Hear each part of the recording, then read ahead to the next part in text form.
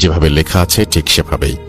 লিখছেন, আসসালামু আলাইকুম রাসেল ভাই ও প্রিয় লিসেনার্স, আমি মোহাম্মদ সাবিত আলম লিখছি ময়মনসিংহ বিভাগ থেকে।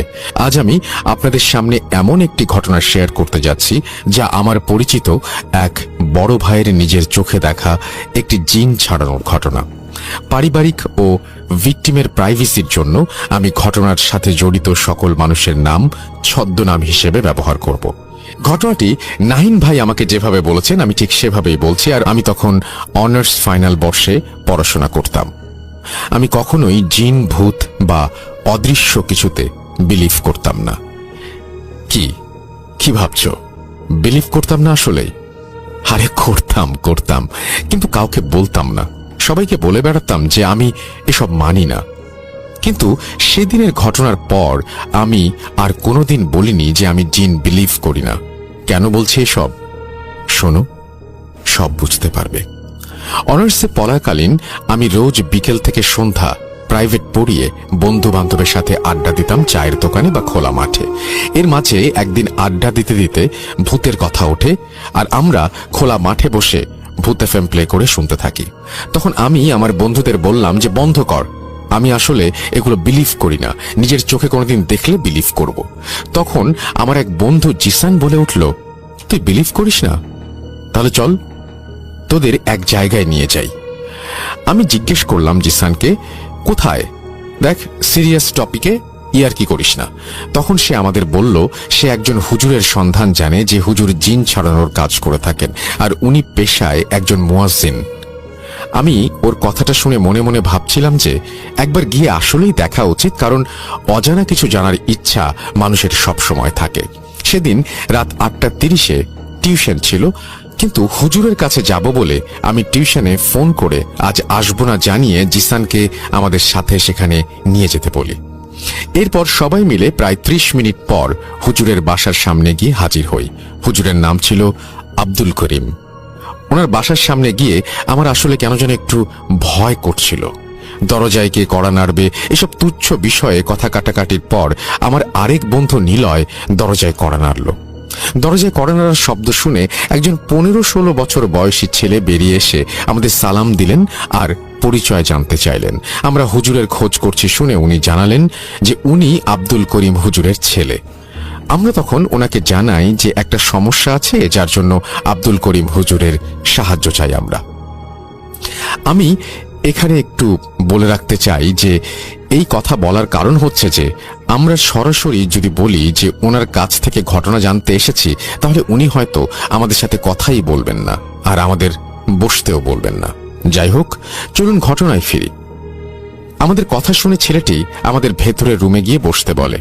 5-10 মিনিট পর হুজুর আমাদের সামনে আসলেন আর সালাম দিয়ে সমস্যা জানতে চাইলে আমি ওনাকে জিজ্ঞেস করলাম, হুজুর আপনি কি জিন ছাড়ানোর কাজ করেন? উনি বললেন, এই কাজ আল্লাহ করেন, আমি শুধু উসিলা। এরপর আমি ওনাকে জিজ্ঞেস করলাম, হুজুর আপনি কি কোনো টাকা পয়সা নেন? উনি বললেন যে না, উনি কোনো টাকা পয়সা দাবি করেন না, আর আল্লাহর দয়ায় ওনার কাছে যা আছে তাতেই উনি সন্তুষ্ট, আর নিজের যতটুকু জ্ঞান আছে সেটি দিয়ে উনি মানুষের উপকার করার চেষ্টা করে থাকেন। ওনার কথা শুনে এবার আমি সরাসরি বললাম, হুজুর আমি আসলে এসবে বিলিভ করি না, এ বিষয়ে আপনি কি বলেন? তখন উনি আমার আর নিলয়ের দিকে আঙুল তুলে বললেন, তোমরা সবাই মানো না এটা আমি বুঝলাম, কিন্তু তোমরা 2 জন মানো না, এত মিথ্যা কেন বলছো? তোমরা তো সমস্যা নিয়ে আসোনি, তোমরা তো এসেছো আমার কাজ দেখতে। আমি ওর কথা শুনে ভ্যাবাচাকা খেয়ে গেলে উনি আমাকে আবারও বলেন, আমি জানি বাবা, তোমরা এখানে পা রাখতেই আমি জেনে গেছি যে তোমরা কেন এসেছো। আমি তোমাদের কাউকে নিরাশ করব না। আমি তোমাদের একটা ঠিকানা দিচ্ছি, কাল সেখানে যাও আর আমার নাম বলে জানতে চাইবা সমস্যা কি, আর আগামী পরশু রাত 8টায় এখানে আসবা।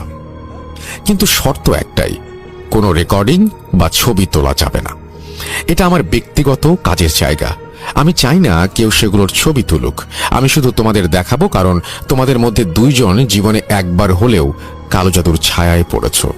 তাই শুধু তোমরা 2 জন আসবা, খাতা আর কলম নিয়ে আসবা, যা ঘটবে লিখে রাখবা। বলে রাখা ভালো যে আমি যখন ইন্টারমিডিয়েটে পড়তাম তখন একবার ব্ল্যাক ম্যাজিকের শিকার হয়েছিলাম, কিন্তু এই কথা আমার কোনো বন্ধুও জানে না। তাই হুজুরের কথা শুনে আমি খুবই অবাক হই আর মনে মনে ভাবতে লাগলাম যে আমার কথা উনি জানলেন কিভাবে।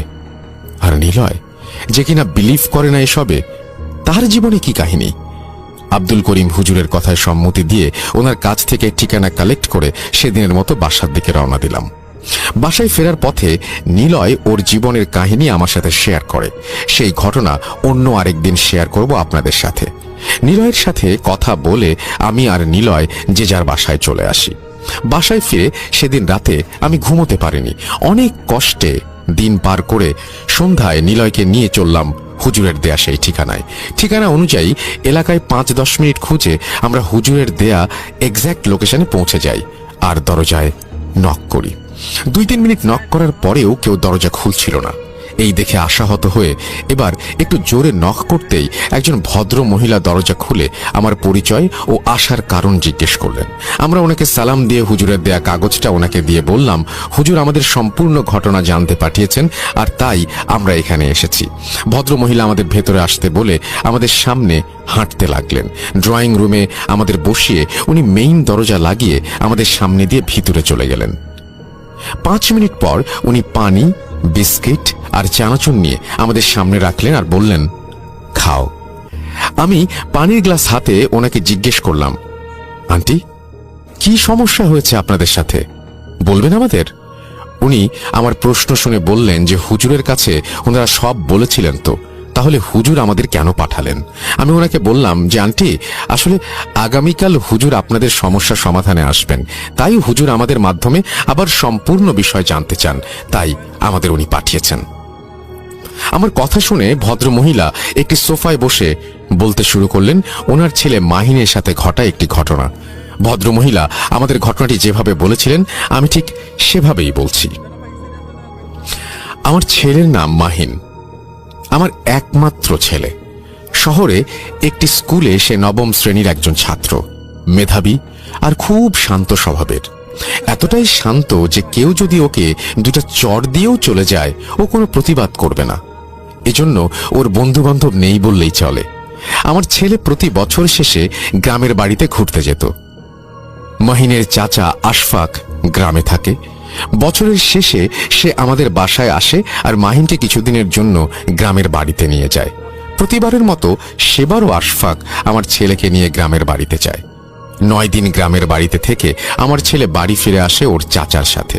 ওর চাচা ওকে বাসায় দিয়ে আবার গ্রামে চলে যায়। কিন্তু গ্রাম থেকে ফেরার পর আমার শান্ত ছেলেটা কেমন যেন রাগী আর বদমেজাজি স্বভাবের হয়ে গিয়েছিল। অকারণে এলাকার ছেলেদের সাথে ঝামেলা পাকানো, স্কুলে তুচ্ছ বিষয় নিয়ে মারামারি, এসব যেন রোজকার ঘটনা হয়ে গিয়েছিল। কিন্তু যখনই তাকে জিজ্ঞেস করা হতো যে কেন এমন সে করছে, তখনই সে বলতো যে এসব আঙ্কেল তাকে করতে বলেছে। আঙ্কেল এও বলেছেন যে মানুষ জাতি ভালো কথার যোগ্য নয়, তাই শক্ত কথা আর গায়ের জোর খাটানো উচিত আমাদের। আমি ওর কথা শুনে ওকে কয়েকবার জিজ্ঞেস করেছি যে কোন আঙ্কেল তাকে এসব খারাপ শিক্ষা দিচ্ছে। যতবারই জিজ্ঞেস করেছি মাহিন কোথাও না কোথাও আঙুলের ইশারা করে আমাকে দেখাতো আর বলতো, ওই যে দেখো, ওইখানে দাঁড়িয়ে আছে আঙ্কেল, দেখো না। কি দেখো না নাকি? আমি আমার ছেলের কথা শুনে অবাক হই, আবার এও ভাবি যে কোনো বন্ধু না থাকার ফলে হয়তো সে কাল্পনিক বন্ধু বানিয়ে নিয়েছে। কিন্তু আমি জানতাম না ওর এই কথাগুলোয় আমাকে তখন থেকেই আরো গুরুত্ব দিয়ে শোনা উচিত ছিল। যাই হোক, আমার ছেলে স্কুলে যাবার সময় আর আসার সময় কার সাথে যেন কথা বলতো, আর ওকে দেখে ওর ক্লাসমেটরা হাসাহাসি করতো আর সবাই ওকে পাগল বলতো। এসব দেখে মাহিন ওদের দিকে তেড়ে যেত মারবে বলে। আস্তে আস্তে এসব ঘটনা যেন নিত্যদিনের ঘটনা হয়ে উঠল। আর মাহিনের এই পরিবর্তন আমি মাহিনের বাবাকে জানালে সে বিষয়টি গুরুত্ব সহকারে না দেখে আমাকে বলতো, ছেলে বড় হচ্ছে তাই আচরণে এই সমস্ত চেঞ্জ আসাটা অস্বাভাবিক নয়।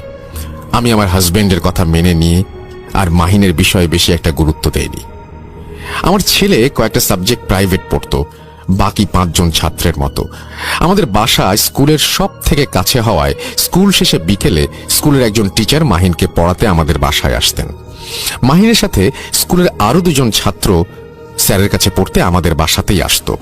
একদিন পড়ার সময় মাহিনের টিচার আমাকে ডাক দিয়ে বলেন যে মাহিন নাকি পড়ার মাঝে হঠাৎ চেয়ার থেকে উঠে দাঁড়িয়ে কাকে যেন সালাম দেয় আর বলতে থাকে, আঙ্কেল বসেন। এই দেখে টিচার মাহিনকে ধমক দিয়ে বলে, মাহিন, কি সমস্যা? কাকে সালাম দিচ্ছ? পড়া ফাঁকি দিবে বলে কি কাহিনী বানাচ্ছ না? বসো চুপ করে, আর একটা কথাও বলবে না। টিচারের এই কথা শুনে মাহিন তার হাতে থাকা কলম মাটিতে রাগ করে ছুঁড়ে ফেলে দিয়ে নিজের রুমে চলে যায় এবং টিচার বাকি দুজন ছাত্রকে ছুটি দিয়ে আমাকে ডাক দিয়ে ঘটনা বলেন। এরপর মাহিনের টিচারকে বিদায় দিয়ে আমি মাহিনের রুমে গিয়ে মাহিনকে জিজ্ঞেস করি যে কেন ও এমন করেছে। মাহিন আমার কানে কানে ফিসফিস করে বলে, আস্তে বলো আম্মু, আস্তে, আরে আস্তে, আঙ্কেল শুনলে তোমাকেও মারবে, কোথাও যেতে পারবে না, পরে আমাদের সবাইকে মারবে আঙ্কেল। সত্যি বলতে মাহিনের এই কথা শুনে ওর টিচারের বলা কথাটি আমিও বিলিভ করেছিলাম যে হয়তো মাহিন পড়া ফাঁকি দেবার জন্যই কাহিনী বানাচ্ছে। আমি মাহিনকে ধমক দিয়ে বলি, মাহিন, পড়ায় ফাঁকি দিচ্ছ তাই না? তাই এসব নাটক বানাচ্ছ। এসব যদি আর দেখেছি তো তোমার বাবাকে বলে তোমাকে আমি সোজা করে ছাড়ব। এই বলে মাহিনের ঘর থেকে চলে আসি আমি। সেদিন রাতের বেলা ঘুমের মাঝে আমি আর আমার হাজবেন্ড মাহিনের চিৎকার শুনে ভয়ে ঘুম থেকে জেগে উঠি আর দৌড়ে মাহিনের রুমে গিয়ে ওর হাঁপানির শব্দ শুনতে পাই। লাইট অন করতেই দেখতে পেলাম মাহিনের গলায় একটা লম্বা আঁচড়, যা সদ্য দেয়া হয়েছে, আর ওর মুখ থেকে রক্ত বের হচ্ছে। আমাদের দেখে মাহিন বিছানায় উঠে বসতে যাবে, এমন সময় সে বিছানায় আবার শুয়ে পড়ে। মনে হচ্ছিল কেউ যেন ওকে ধাক্কা দিয়ে ফেলে দিচ্ছে। এরপর মাহিনের কাছে যেতেই ও হঠাৎ খুব স্পিডে উঠে বসে আর আরবি ভাষায় বলে কোন একটা শব্দ, এবং সেই শব্দটি বলতে থাকে আরবি ভাষায়, ক্রমাগত বলতে থাকে। এখানে লেখা আছে আবনুক কিছু একটা। আরবি ভাষায় কথা শেষ করে মাহিন বলতে লাগলো, সাবধান করেছিলাম না, মারবো, সবাইকে মারবো, মারবই, আর তোদের ছেলেকে নিয়ে যাব, পারলে আটকে আমাকে দেখা। খুব বাজেভাবে হাসি দিয়ে মাহিন বিছানায় অজ্ঞান হয়ে পড়ে যায়। মাহিনের এই অবস্থা দেখে আমি পানি নিয়ে ওর মুখে সারা গায়ে পানি ছিটিয়ে দিই আর হাত পায়ে আমি আর আমার হাজবেন্ড মিলে মালিশ করতে থাকি। সেদিন রাতে মাহিনের প্রচন্ড জ্বর এসেছিল। ভোর পর্যন্ত আমরা মাহিনের কাছেই ছিলাম। আজানের সময় মাহিন চোখ খুলে বলে, আঙ্কেল, আমার গলা টিপে ধরেছিল আর পেটে পাড়া দিচ্ছিল আম্মু, আমি খুব ব্যথা পেয়েছি। মাহিন জ্বরের ঘোরে উল্টা পাল্টা বলছিল ভেবে ভোরে আজানের পর আমি অনেকটা জোর করে আমার হাজবেন্ডকে মসজিদে নামাজ পড়তে পাঠাই আর ইমাম সাহেবকে নিয়ে আসতে বলি। উনি কিছুতেই রাজি হচ্ছিলেন না, কারণ উনি এসব সমস্যা বিলিভ করতেন না, কিন্তু আমার জোরাজুরিতে উনি রাজি হয়েছিলেন। এরপর আমার হাজবেন্ড নামাজে চলে গেলে আমিও নামাজ পড়তে বসি, আর তখনই মাহিনের বলা আরবি কথাগুলো আমার মাথায় চলে আসলো। আমি যেহেতু রেগুলার কোরআন পড়ি, তাই আমি বুঝেছিলাম যে মাহিন যে আরবি বলেছিল, কিন্তু এর অর্থ আমার জানা ছিল না। মাহিন কি বলেছিল ভাবতে ভাবতেই কলিং বেল বেজে ওঠে, আর দরজা খুলতেই দেখি আমার হাজবেন্ড মসজিদ থেকে নামাজ পড়ে ইমাম সাহেবকে নিয়ে এসেছেন মাহিনের গায়ে ফু দেওয়ার জন্য। ইমাম সাহেব মাহিনের গায়ে ফু দিয়ে ওর মাথায় হাত বুলিয়ে চলে যাওয়ার সময় আমি ইমাম সাহেবকে সেই আরবি ভাষার অর্থ জিজ্ঞেস করি। উনি আমার কথা শুনে বলেন যে, আপনি যে আরবি বলছেন সেখানে কিছু ভুল আছে, আর সেগুলো শুধরে যা অর্থ হয় তা হলো আপনার ছেলে মারা যাবে আর আপনারা হেসে হেসে ওকে মরতে দেখবেন। হুজুরের মুখে এই কথা শুনে আমার পায়ের নিচ থেকে যেন মাটি সরে গেল। আমি এবার বুঝতে পারছিলাম মাহিনের সাথে আসলেই খারাপ কিছু হচ্ছে। এরপর হুজুরকে জিজ্ঞেস করলাম মাহিনের উপর কোনো জিনের ছায়া আছে কিনা।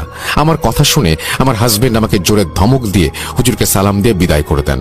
হুজুর যাওয়ার পর আমাকে অনেক বকাবকি করে আমার হাজবেন্ড, এবং বলে সকাল 11টার দিকে মাহিনকে হাসপাতালে ডাক্তার দেখাতে নিয়ে যাবেন।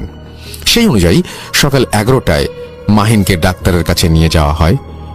ডাক্তার মাহিনকে দেখে বলেন যে গলায় কোনো ভোঁতা জিনিস দিয়ে তাকে খামচি দেওয়া হয়েছে, এই জন্যই দাগ পড়ে আছে, আর পেটে বা বুকে খুব চাপ লাগার ফলে হয়তো মুখে রক্ত এসেছে।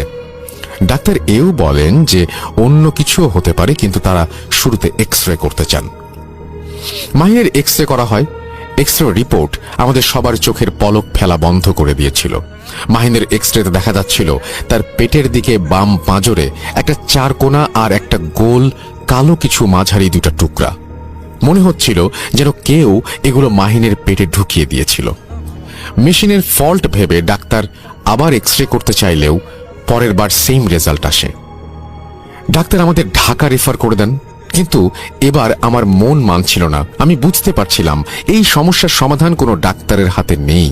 আমি খুব জোরাজুরি করে আমার হাজবেন্ডকে মানালাম যে আগামীকাল মাহিনকে নিয়ে আমরা একজন হুজুরের কাছে যাব। রাতের বেলা গ্রামের বাড়িতে ফোন দিয়ে একজন হুজুরের নাম্বার আর ঠিকানা নিয়ে সকালে যাব ভেবে রাতে ঘুমিয়ে পড়ি আমরা। ঘুম সেদিন খুব কষ্টে এসেছিল আমাদের চোখে, কিন্তু রাতের বেলা হঠাৎ আমার কানের কাছে ফিসফিস আওয়াজ শুনতে পাই। কিরে, আরে কিরে, মরবি? আমি কিন্তু সবাইকে মারব, আমায় তোরা চিনিস না। এই আওয়াজ শুনে আমি লাফ দিয়ে বিছানা থেকে উঠে পড়ি, আর উঠে দেখি আমার হাজবেন্ড আমার পাশে নেই। বারান্দার দরজা খোলা দেখে বুঝলাম সে বারান্দায়। বারান্দায় গিয়ে দেখি সে খুব চিন্তিত মুখে বসে আছে বারান্দার ফ্লোরে। কি হয়েছে জিজ্ঞেস করতে সে বলল, তুমি ঠিক, মাহিনের সমস্যাটা আসলে অতি প্রাকৃত। আমার হাজবেন্ড কেন এমন কথা বলছে জিজ্ঞেস করলে উত্তরে সে আমাকে বলে, রাতে ঘুমানোর পর কেউ একবার তার কানের কাছে এসে ফিসফিস করে বলল, না না না না, ওটি করতেও যাস না, তাহলে ছেলে তো যাবেই, তোরাও যাবি। খবরদার, খবরদার, খবরদার, মরবি, মানে মরবি। এই কথা শুনে আমার হাজবেন্ড মাহিনের রুমে গিয়ে তাকে দেখে আসে, আর বেডরুমে ফিরে এসে বারান্দায় বসে পড়ে। হাজবেন্ডের কথা শুনে আমি তাকে সান্ত্বনা দেই আর বলি, আল্লাহ আছেন, সব ঠিক হয়ে যাবে, কাল যাচ্ছি না হুজুরের কাছে। এই বলে আমি আর আমার হাজবেন্ড আবার শুয়ে পড়ি। কিন্তু সেদিন রাতে আর আমাদের কারো ঘুমই হয়নি। যথারীতি সকাল 8টায় আমরা ফুলপুর নামক জায়গায় হুজুরের সন্ধানে বেরিয়ে পড়ি। সেখানে গিয়ে অনেকক্ষণ খোঁজার পরে সন্ধ্যার পরে অবশেষে হুজুরকে খুঁজে পাই আমরা। খুবই বৃদ্ধ ছিলেন সেই হুজুর। আমাদের দেখে উনি জিজ্ঞেস করলেন আমাদের সমস্যা কি। ওনাকে সব খুলে বলতেই উনি বললেন যে ওনাকে যেন আমরা 30 মিনিট সময় দেই। উনি নিজের রুমে বসে বিছানাতে জায়নামাজ বিছিয়ে নামাজ পড়া শুরু করলেন। নামাজ শেষ করে উনি একটি কাগজে বিভিন্ন রকমের নকশা আঁকলেন, আর আমার ছেলের সম্পূর্ণ নাম জিজ্ঞেস করে সেই ছকের মাঝে লিখে দিলেন। এরপর উনি সেই কাগজের ওপর কিছু পড়ে ফু দিয়ে আমার হাজবেন্ডের হাতে সেই কাগজটি দিয়ে বললেন যে বাইরে গিয়ে মাদ্রাসার পুকুরে যেন কাগজটা ফেলে দেয় সে। এরপর আমার হাজবেন্ড হুজুরের কথা মতো কাগজ নিয়ে পুকুরে ফেলে দিয়ে আসেন। হুজুরের ঘরে আসার কিছুক্ষণ পর হুজুরের ঘরের দরজায় নক হয়, আর হুজুর সালাম দিয়ে ভেতরে আসতে বলেন দরজায় নক দেয়া ব্যক্তিটিকে। সেই ব্যক্তি হুজুরের সামনে সালামের উত্তর দিয়ে বলেন, সময় নেই হুজুর সাহেব, আপনার ফরমান নিয়ে এসেছি, এই নিন। এই কথা বলার সাথে সাথে দরজার ফাঁকা দিয়ে একটি কাগজ পড়ে গেল আমাদের সামনে। হুজুর আমাদের সেই কাগজটি নিয়ে পড়তে বললেন। আশ্চর্য ঘটনা হচ্ছে, সেই কাগজে মাহিনের সব সমস্যার কথা লেখা ছিল, আর এও বলা ছিল যে মাহিনকে এক জিন কালো জাদু করেছে। এই লেখা দেখে এর মানে আমরা হুজুরের কাছে জানতে চাইলে হুজুর বলেন যে মাহিন নিজের অজান্তে একটি জিনের ক্ষতি করে ফেলেছে, আর মাহিনকে সেই জিন ধরেছে। কিন্তু জিন তো নিজ থেকে কালো জাদু করে না। রাসেল ভাই, ভদ্র মহিলার কথার মাঝে আমি এখনো একটি কথা বলতে চাই যে জিন আসলে কালো জাদু চর্চা করলেও কারো ওপর কালো জাদু সরাসরি করে না। তাহলে মাহিনের উপর কেন করলো, কিভাবে করলো, সেটা একেবারে শেষে জানতে পারবেন সবাই। টোটাল 2টা টুইস্ট আছে ঘটনার শেষে, শুনতে থাকুন। যাই হোক, ভদ্র মহিলার ভাষায় আবার ঘটনায় ফিরি। হুজুর সবকিছুর ব্যাখ্যা দিয়ে আমাদের বললেন, দেখেন, আমার অনেক বয়স হয়ে গেছে, এইসব কাজ করার শক্তি সামর্থ্য আমার নাই। আপনাদের একটা ঠিকানা দিচ্ছি, ওর কাছে যান, ও আমার ছাত্র, ও এই কাজের সমাধান করে দিতে পারবে। হুজুরের কাছ থেকে ঠিকানা নিয়ে আমরা যথারীতি অবাক, আরে এ তো আমাদের শহরেই। খুব খুশি হয়ে সেদিন আমরা অনেক রাতে বাড়ি ফিরি। বেশি রাত হবার ফলে সেদিন হুজুরের দেয়া ঠিকানায় আর যাইনি। পরদিন সকালে নতুন হুজুরের কাছে নিয়ে যাই মাহিনকে। আমাদের মতো সমস্যা নিয়ে আরো একজন সেখানে ছিলেন। হুজুরকে সব খুলে বলার পর হুজুর আমাদের বললেন, দেখুন, সমস্যাটা জটিল। আমার ওস্তাদ বলেছেন যেহেতু জিন কালো জাদু করেছে সেহেতু ঘটনাটা আসলেই জটিল। আপনাদের কিছু তাবিজ আর তেল পড়া দিচ্ছি। প্রতিদিন সকালে আর রাতে ছেলেকে 1 চামচ পানি খাওয়াবেন আর বাসার সমস্ত রান্না এই পড়া তেলের সাথে মিশিয়ে তারপরে করবেন। 3 দিন পর ছেলেকে নিয়ে আসবেন, সেদিন এই সমস্যার সমাধান করার চেষ্টা করব। ভদ্রমহিলার মুখে ওনার ছেলে মাহিনের কথা শুনে আমি আর নিলয় ভয় পাইনি বলবো না, আমরা ভালোই ভয় পেয়েছিলাম, কিন্তু কতটুকু ভয় পেয়েছিলাম জানি না। মহিলার কথা শুনে সেদিনের মতো আমি আর নিলয় হুজুরের কাছে আরেকবার গিয়ে সংক্ষেপে সব জানালে হুজুর বলেন আগামীকাল ছেলেটির জিন ছাড়ানোর কাজ হবে, আমরা যেন রাত 8টায় ওনার বাসায় চলে যাই। হুজুরের কথা শেষ করে আমি আর নিলয় সেদিনের মতো বাসায় ফিরে যাই। সেদিন রাতের বেলা আমি মাহিনের ঘটনা ভেবে প্রচন্ড এক্সাইটেড ফিল করি এবং ঘুমাতে পারি না। চোখের পাতা এক হলেই যেন কানে ভেসে আসতে লাগলো, কিরে, আরে কিরে, মরবি? আমি আসলে অনেক বেশি ভাবছিলাম জন্য আমি নিজেও এই কথাগুলো শুনতে পাচ্ছিলাম। সারা রাত না ঘুমানোর ফলে সকালে ঘুমিয়ে সন্ধ্যায় ঘুম থেকে উঠে শরীর বন্ধ করে নিলয়কে নিয়ে 7:55 দিকে ফাইনালি আমরা পৌঁছে যাই আমাদের কাঙ্ক্ষিত সেই এক্সোরসিজম দেখতে। শরীর বন্ধ করার কারণ হচ্ছে ব্ল্যাক ম্যাজিকের ভিকটিম যারা, তারা আসলে জিনদের জন্য ইজি টার্গেট হয়ে থাকে। তাই একজন ভিকটিম হিসেবে আমিও আমার শরীর বন্ধ করে রেখেছিলাম। হুজুরের বাসায় পৌঁছে রুমের ভেতরে গিয়ে দেখলাম যে মাহিনের বাবা মা মাহিনকে নিয়ে বসে আছেন, আর তাদের সাথে একটি চালের বস্তা ছিল, কয়েক প্যাকেট মিষ্টি আর একটা মুরগি। আমরা সবাইকে সালাম দিলাম। হুজুর আমাদের দেখে সালামের উত্তর দিয়ে মুচকি হেসে বললেন, হাসছো তোমরা? তোমাদের সাহস আছে, আমি তো ভেবেছিলাম আসবে না তোমরা। আসো আসো, বসো। ওনার কথা শুনে আমরা মাটিতে দুজন বসে পড়ি হুজুরের পাশে। এরপর আউযুবিল্লাহি মিনাশ শাইতানির রাজিম, বিসমিল্লাহির রহমানির রহিম বলে হুজুর মাহিনকে সামনে বসিয়ে তার কাজ শুরু করেন। হুজুরের অ্যাসিস্ট্যান্ট হিসেবে হুজুরের ছেলে আর 2 জন মাদ্রাসার ছাত্র ছিলেন। হুজুরের কাজ শুরু করার সাথে সাথে ওনার সহযোগী রুমের চারপাশে 4টি মোমবাতি জ্বালিয়ে দেন আর রুমে গোলাপ জল ছিটিয়ে রুমের দরজার বাইরে আগরবাতি দানিতে আগরবাতি জ্বালিয়ে দানিটি বাইরে দরজার সামনে রেখেই রুমে ঢুকে দরজা বন্ধ করে দেন। হুজুর একটি সরিষার তেলের বোতলে দোয়া পড়ে ফুঁ দিয়ে মাহিনের বাম হাতের তালু আর আঙুলে মালিশ করে দেন, আর এরপর একটি কাপড়ে কিছু নকশা এঁকে মাহিনের নাম লিখে সেটি আগে থেকে জোগাড় করা মাটি মিশিয়ে তেলে ডুবিয়ে আবার বের করে আনেন। কিছুটা তেল ঝরিয়ে সেই কাপড়ে আগুন জ্বালিয়ে সেই আগুন নিভিয়ে ধোয়া মাহিনের নাকের সামনে ধরেন উনি, কিন্তু আশ্চর্যজনকভাবে মাহিনের কোনো প্রতিক্রিয়াই হচ্ছিল না। এই দেখে আমরাও অবাক, মনে মনে ভাবছিলাম এভাবে ধোয়া নাকে গেলে যে কেউ লাফিয়ে উঠবে। এই ছেলে কিভাবে এত শান্ত? এরপর হুজুর আল্লাহর নাম নিয়ে নিজের ছেলেকে বললেন, এবার দরজা খুলে দাও বাবা, আর আগরবাতি দানি এনে আমার সামনে রাখো। হুজুরের কথা মতো হুজুরের ছেলে দরজা খুলে আগরবাতির দানি হুজুরের সামনে রাখতেই দমকা এক হাওয়া ঘরে প্রবেশ করে। রুমের 4 কোণে থাকা 4টি মোমবাতি নিভে যায়। এবার আমরা এক গড়গড় আওয়াজ শুনতে পেলাম মাহিনের মুখ থেকে। আওয়াজ শুনে আমরা কিছুটা নড়ে চড়ে বসলাম। হুজুরের ছেলে আরেকটি মোমবাতি জ্বালিয়ে হুজুর আর মাহিনের মাঝে রাখলেন। এরপর হুজুর মাহিনের হাত চেপে ধরে জিজ্ঞেস করলেন, আসসালামু আলাইকুম, আপনি কে? যদি মুসলমান হন তবে সালাম দিন। মাহিন কর্কশ গলায় বলল, ওয়ালাইকুম আসসালাম। এরপর হুজুর তাকে জিজ্ঞেস করলেন যে সে কে এবং মাহিনকে নিজের কবজায় কেন নিয়েছে। মাহিনের ভেতরে থাকা সেই জিনটি বলতে লাগলো, কিরে করিম, চিনিস নাই আমাকে? আমি তোর মরণ, চিনিস নাই? এবার মরবি, আমি মরণ। এই বলে হাসতে হাসতে মাহিন মাটিতে লুটিয়ে পড়ল।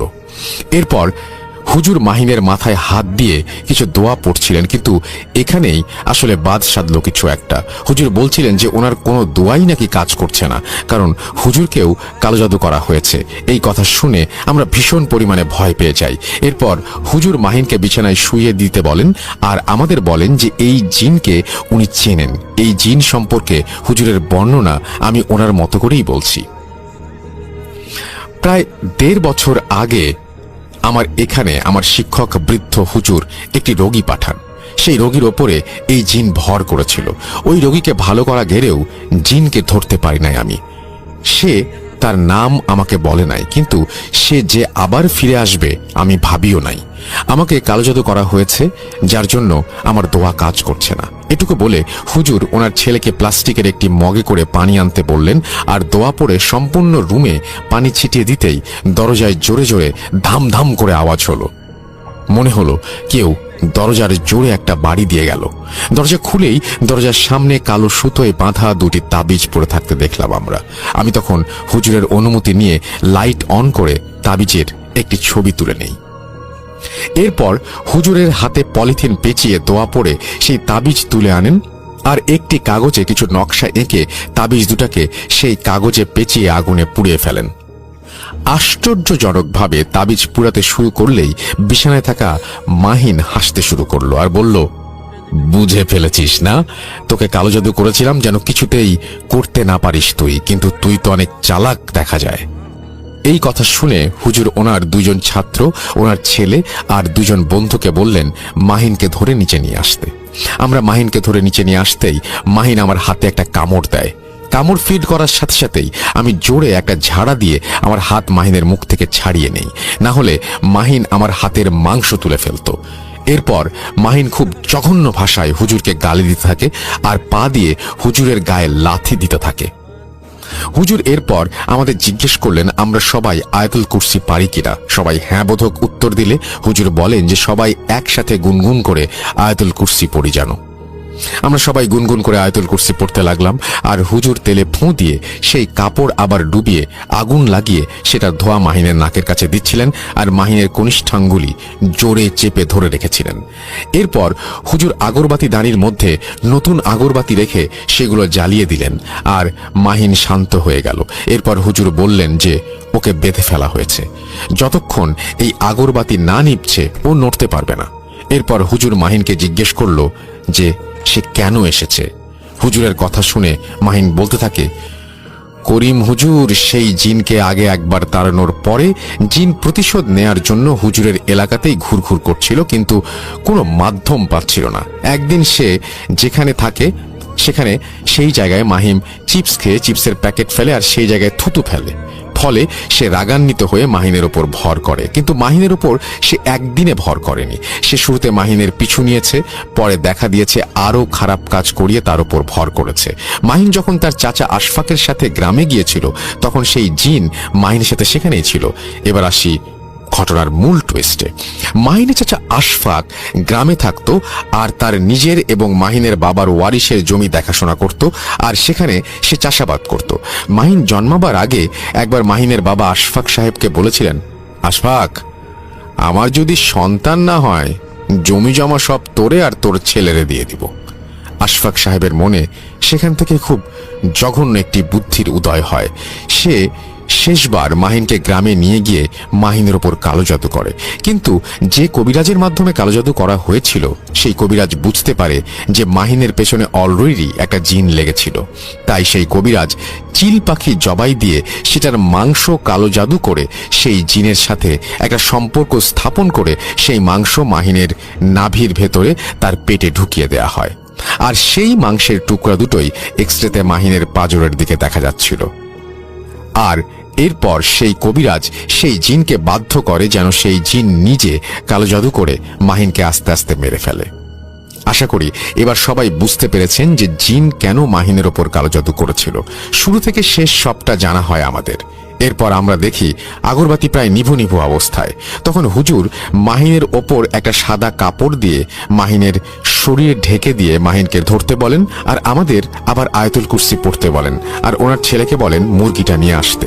এরপর হুজুর তেলের বোতল থেকে কিছু তেল মুরগির গায়ে মাখালেন, আর দোয়া পড়ে মুরগিটা মাহিনের সামনে রেখে মাহিনের নাকে আবার সেই কাপড় দিয়ে ধোয়া দিতে থাকেন। আমাদের আয়াতুল কুরসি পড়া শেষ হলে সাথে সাথেই হুজুরের ইশারায় খুব সুন্দর কণ্ঠে একজন মাদ্রাসার ছাত্র আজান দিতে লাগলেন, এবং আজান শেষ হওয়ার সাথে সাথে মুরগিটাকে মাহিনের সামনেই জবাই করে ফেললেন, আর মুরগির শরীরে দোয়া পড়ে সমানে ফু দিচ্ছিলেন হুজুর। যেহেতু মাহিনকে আমি আর নিলয় ধরেছিলাম সেহেতু বুঝতে পারছিলাম যে মাহিন নিস্তেজ হয়ে আসছে। আস্তে আস্তে মাহিন নিস্তেজ হয়ে মেঝেতে লুটিয়ে পড়ে। এরপর হুজুর বললেন যে মাহিনের ভেতর থেকে জিনটা চলে গেছে, জিনটাকে একটা ধোঁকা দেওয়া হয়েছে। মুরগিটাকে জবাই করার মাধ্যমে জিনটাকে বোঝানো হয়েছে যে আসলে কোনো মুরগি নয়, মাহিনকেই মারা হয়েছে। এখন এই জিন আর মাহিনকে বিরক্ত করবে না, কারণ মুরগিটা মারা যাবার সাথে সাথে জিনটার তার প্রতিশোধ সম্পন্ন হয়েছে ভেবে চলে গেছে। হুজুরকে আমি জিজ্ঞেস করলাম প্রতিশোধ কিভাবে সম্পন্ন হলো। হুজুর বললেন যে মাহিনের মৃত্যু। আমি এই কথা শুনে হুজুরকে এর মানে জিজ্ঞেস করলে উনি বলেন যে ধোকার মাধ্যমে মুরগিটাকেই মাহিন ভাবতে বাধ্য করা হয়েছিল জিনটিকে। মুরগির মৃত্যু, তাই সে মাহিনের মৃত্যু ভেবে নিয়েছে, আর এর মাধ্যমেই তার প্রতিশোধ সম্পন্ন হয়েছে। সে চেয়েছিল হুজুরকে বিফল করতে, তার সামনে কোনো মাসুমের জান নিতে। তার কাজ হয়ে গেছে, সে চলে গেছে। আর কালো জাদুটাও যেহেতু এই জিনের মাধ্যমেই হয়েছিল, তাই জাদু কেটে গেছে জিন চলে যাবার সাথে সাথেই। কিন্তু মাহিনের বাসায় কিছু তাবিজ আছে বলে জানান হুজুর। উনি বলেন আগামীকাল উনি মাহিনদের বাসায় গিয়ে সেই তাবিজ তুলে আনবেন, আর তাবিজ তোলার পর আগামী 7 দিন যেন মাহিনদের ফ্যামিলির কোনো সদস্য সেই বাসায় না থাকে এমন একটি সতর্ক বার্তাও দেন। অবশেষে রাত 10:05 সম্পন্ন হয় আব্দুল করিম হুজুরের এক্সরসিজম। হুজুর আমাদের এরপর জিজ্ঞেস করেছিলেন যে আমরা আগামীকাল তাবিজ তুলতে যাব কিনা। আমরা হ্যাঁ বলেছিলাম, যদিও চোখের সামনে এত ঘটনা দেখে আর শুনে সাহস হয়নি আমাদের আর সেখানে যাবার। আমি সচক্ষে সব দেখার পর কত রাত ভয়ে কাটিয়েছি তারও হিসাব নেই। তবে খবর পেয়েছিলাম যে মাহিন এখন সুস্থ আর ভালো আছে। এই বলে নাহিয়ান ভাই ওনার ঘটনা শেষ করেন।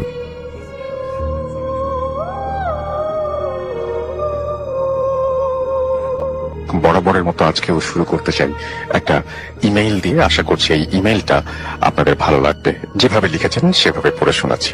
আসসালামু আলাইকুম রাসেল ভাই, আশা করি ভালো আছেন। আল্লাহর রহমতে আমিও ভালো আছি। আমি আরফান আহমেদ, খুলনার বয়াতে থাকি। আমি ঘটনাতে চলে যাই 2018 সালের বা সেপ্টেম্বর বা অক্টোবর মাসের ঘটনা। বলে রাখা ভালো, আমি 2017 সালে যশোর পলিটেকনিক থেকে সিভিল ডিপার্টমেন্টে ডিপ্লোমা করি। ডিপ্লোমা শেষ করে উদ্দেশ্য ছিল মিনিমাম 1 বছর চাকরি করে তারপর আবার পিএসসি তে ভর্তি হব, কারণ আজকাল চাকরির ক্ষেত্রে জব এক্সপিরিয়েন্স ছাড়া চাকরি পাওয়া খুবই কষ্ট। যা ভাবনা তাই কাজ। নতুন চাকরির জন্য চেষ্টা করতে লাগলাম। আল্লাহর রহমতে বেশি দিন অপেক্ষা করতে হয়নি চাকরির জন্য। আমার এক কাকার মাধ্যমে খুলনার বাগেরহাট জেলার মংলাতে একটা জায়গায় আমি 2018 সালের ফেব্রুয়ারিতে একটি ইন্ডিয়ান কোম্পানিতে আমি চাকরি শুরু করি। প্রসঙ্গত আমি বলে রাখি যে আমি কোম্পানির নাম বলবো না। যাই হোক, নতুন চাকরি আর নতুন ইঞ্জিনিয়ার হিসেবে বেশ মজাই লাগছিল চাকরি করতে। নতুন হিসেবে কাজ বুঝতে একটু সময় লাগছিল। কিছু মাস কাজ করার পর পুরো কাজ যখন আয়ত্ত করে ফেলি, তখন আমাকে কোম্পানির অফিস থেকে পুরো একটা সাইট ইনচার্জ হিসেবে নিয়োগ দিল। আমি নিজেকে ইনচার্জ হিসেবে ভাবতে বেশি ভালো লাগছিল আমার কাছে। আমার আন্ডারে 2 জন সুপারভাইজার এবং 36 জন লেবার কাজ করত।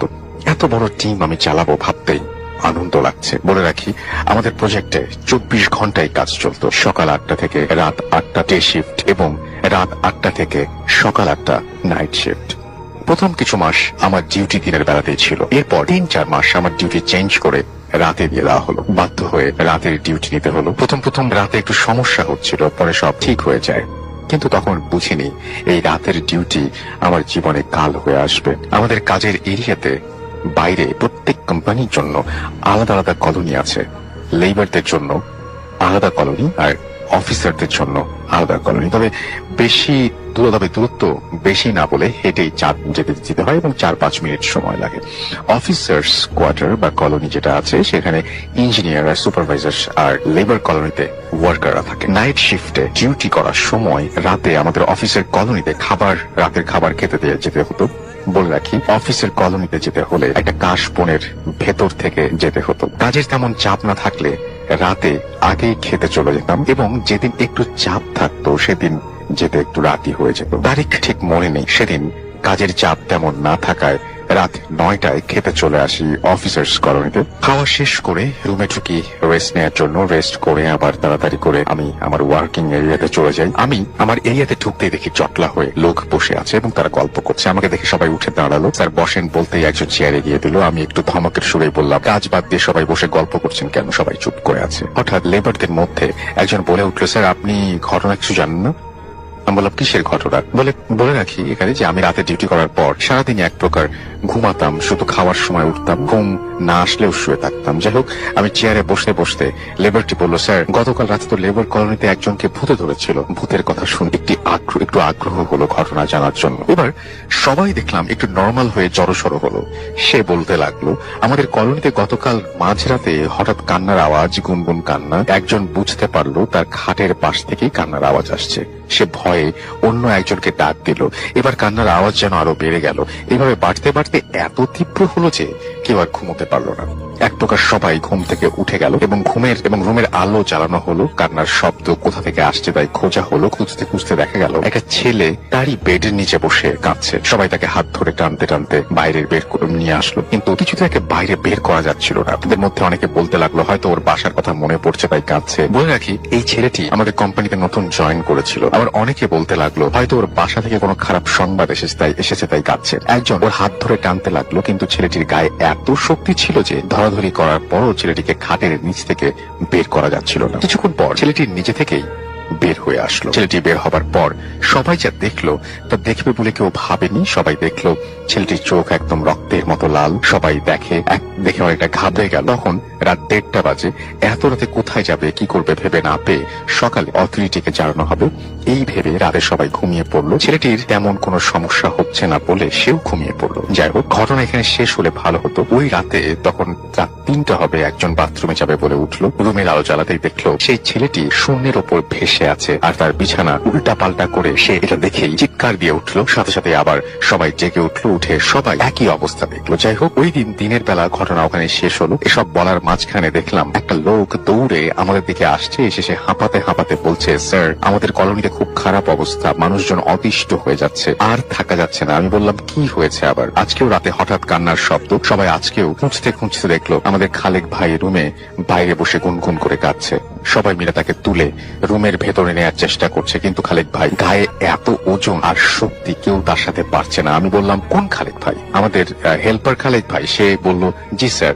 এবার কথা শুনে মনে আমার ভয় ঢুকে গেল। সবাই মিলে সেখানে গিয়ে দেখি খালেক ভাই রুমে খাটের উপর বসে আছে চোখ বন্ধ করে। আমি একজনকে জিজ্ঞাসা করলাম, কি হয়েছে? সে বলল, উনি রুমের বাইরে বসে কান্না করছিলেন। তা হঠাৎ কান্নার আওয়াজ শুনে খুঁজতে খুঁজতে দেখলাম সে বাইরে বসে কাঁদছে। তাকে যেই ধরতে যাচ্ছে তাকেই ধাক্কা মারছে, আর এত জোরে ধাক্কা মারছে যে ছিটকে পড়ে যাচ্ছে। এরপর সে নিজে খাটের উপর বসলো, এরপর বসেই আছে। যাই হোক, এরপর সবাই কাজের এরিয়াতে চলে আসলাম। ওই দিন রাতে আর কিছু হয়নি। সকালে জানতে পারলাম খালেক ভাই কোনো কথা বলছেন না, আর সারা রাত ওইভাবে বসেছিলেন। ফজরের পরে তিনি ঘুমিয়েছেন, এখন পর্যন্ত ঘুমিয়েই আছেন। সকালে আমাদের অফিস থেকে দেখতে আসলো তারা, এসে সবকিছু দেখে গেল আর হুজুর দিয়ে একটা মিলাদের ব্যবস্থা করার কথা বলে গেল। ওই দিন বিকালে মিলাদ হলো। যাই হোক, পরদিন রাতে আমি আবার ডিউটিতে আসলাম। এসে গল্পে গল্পে এই জায়গার ইতিহাস জানলাম। এখানে এসে বিল ছিল, বিলের পাশে ছিল বিশাল শ্মশান। এই উপজেলার সব হিন্দু লাশ এখানেই পোড়ানো হতো। এছাড়াও এখানে যুদ্ধের সময় ঘন কবর দেয়া হয়েছিল। তাছাড়াও এই জমি দখলের জন্য নাকি অনেক মানুষকে মেরে তার সেখানে কবর দেওয়া হয়েছিল। গল্পে গল্পে উঠে আসলো আরো অনেক কথা। আমাদের এক অপারেটরও নাকি দেখেছে একটা মহিলাকে অনেক আগে। সে মেশিন চালাচ্ছিল, হঠাৎ তার সামনে একটা মহিলা এসে বলল, আমাকে একটু পুকুর কেটে দে, আমি এখানে গোসল করব। এছাড়াও নাকি অনেকে এখানে দুটো সাদা ঘোড়া দৌড়াতে দেখেছে। আরো একজন বলছে একটা মহিলা আর দুটা বাচ্চা নাকি একসাথে হেঁটে যেতে দেখেছে। যাই হোক, মিলাদের পর লেবার কলোনিতে আর তেমন কিছু ঘটেনি। এরপর ঘটলো আমাদের বেসিন প্ল্যান্টে, যেখানে কংক্রিট মিক্সিং হয়। আমাদের বেসিন প্ল্যান্ট সুপারভাইজার রাতে চেয়ারে বসেছিলেন। বসে থাকতে থাকতে তার ঘুম চলে আসে। কখন তিনি ঘুমিয়ে পড়েন, হঠাৎ তিনি ফিল করেন যে কেউ যেন তার পা ধরে টান দিয়েছে। তিনি একরকম চেয়ার থেকে পড়েই গেলেন। এরপর দেখলেন যে কে যেন তার সামনে থেকে সাদা কাপড় পরা কেউ একজন দৌড়ে চলে গেল। তিনি তাকে প্রায়ই দেখতেন সাদা শাড়ি পরে কেউ যেন হেঁটে যায়। পরের দিন সকালে তিনি চাকরি ছেড়ে দিয়ে চলে গেলেন। এসব শোনার পর আমার ভয় বেড়ে গেল আমি অনেকক্ষণ অনেক চিন্তা ভাবনা করে আমি বাসায় ফোন দিয়ে বললাম, আমার এখানে এসব হচ্ছে। বাসা থেকে বললো, তোর যদি ভয় লাগে তাহলে ডে শিফটের ডিউটি নে, যা বলা তাই কাজ। আমি পরের দিন অফিসে গিয়ে বললাম, স্যার আমি নাইট করবো না। তারা কোনোভাবে আমাকে ডেতে দিল না। দিল না এবং অনেক দিন তো হলো স্যার, এবার ডে ডিউটি দিন। আমি প্রজেক্ট ম্যানেজারকে বললাম এবং তিনি বললেন যে আর কিছুদিন করেন, এরপর দিব। এই অবস্থায় কেউ নাইট নিতে চাচ্ছে না। পরিবেশ শান্ত হলে অন্য কাউকে আপনার জায়গায় রিপ্লেস করে দেবো। যাই হোক, কোনোভাবেই ডেতে ডিউটি নিতে পারলাম না। রাতে খেতে যাওয়া বন্ধ করে দিলাম।